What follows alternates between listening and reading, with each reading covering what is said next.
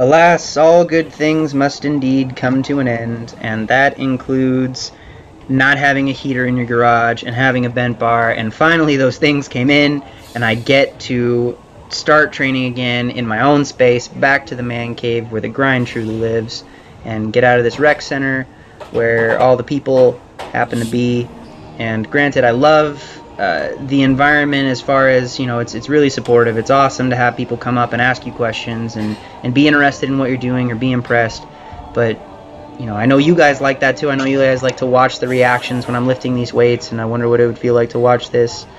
And respectfully, it is so much easier to focus on what I need to focus on when I'm just in my own space. It's easier when I'm in my garage and don't have to worry about waiting for a squat rack or waiting for a bench or waiting for the platform. We have 12,000 students here. There's 2 squat racks and 2 platforms. It is really difficult to have a high volume workout with a lot of working sets and not either have to wait 30 minutes to use one of them or to feel like an absolute douche waffle by being the guy that I am right here, where I'm just in the squat rack for however long it takes. And I think I did something like 8 or 9 working sets in here just doing my normal stuff.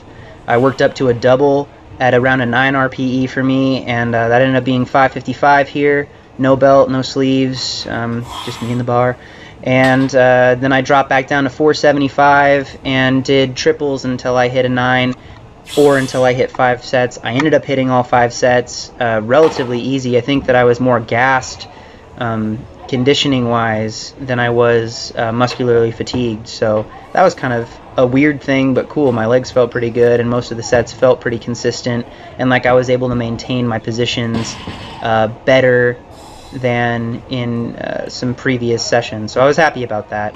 But ultimately, yeah, I do enjoy having people to talk to. I enjoy doing that, but at the same time I feel like my personal best training happens when I don't have that little monster inside that is the alpha mentality of, you know, you're doing this, yeah, you're doing this because it's what you should be doing, but you got to make it look easier, you got to do it a certain way to impress other people, and it's just, I don't think that is the best for me. And so I really am excited to go back and put in the quality training.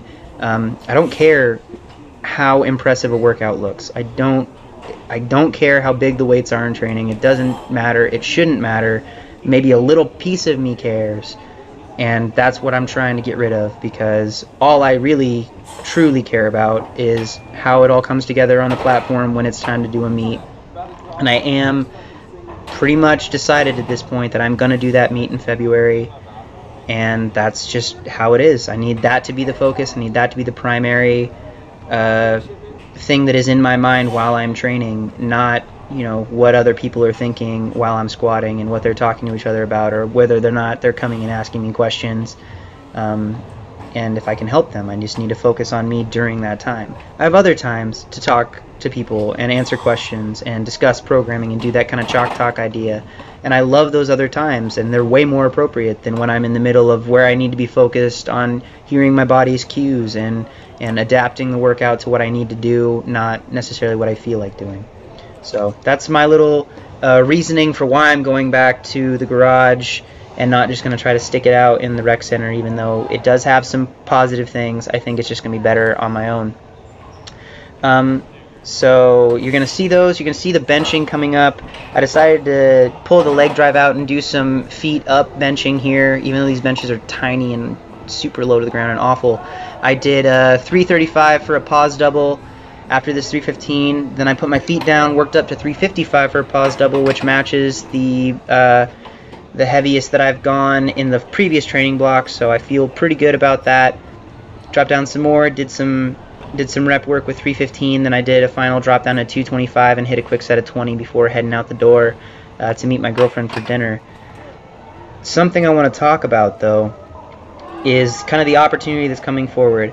Done with school here this next quarter, with the exception of having to come back next winter for one class that somehow slipped through the ranks, and it's a long story, but anyway, I will be pretty much done with that, and that also means that I won't be working at the rec center anymore. I won't be doing the 3 jobs that I do there, and so it leaves me with this awesome and terrifying opportunity to decide if I want to kind of pursue this online thing more than I have, and I mean, put more time into the channel and try to make it a viable option for something to live off of. And I know that I have some friends who have really become a lot about their YouTube channel. I know Chelsea Carabin from Chelsea Lifts.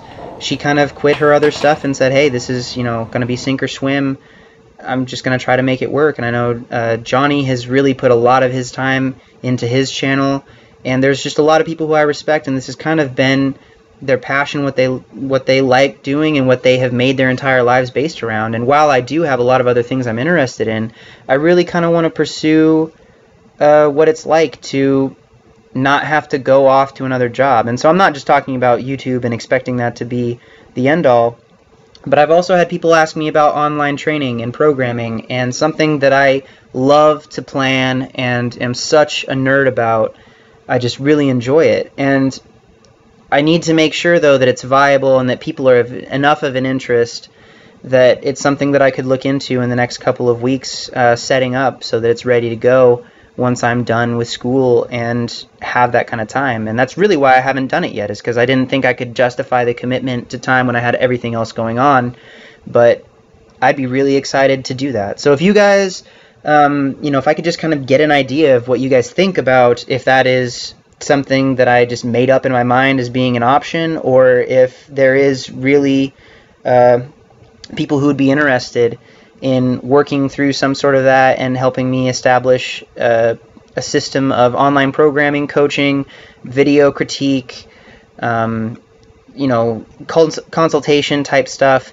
I still want to keep the channel 100% free. I still want to have all this content be for everybody. Just being along with it would be a great thing.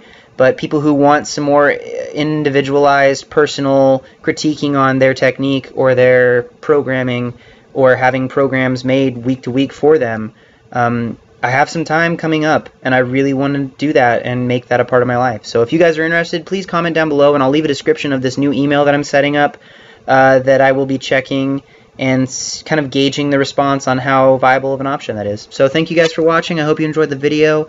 Leave that comment below. Just give me your thoughts, yay or nay, and I will hopefully talk to you guys again really soon, probably tomorrow. So thanks. Bye.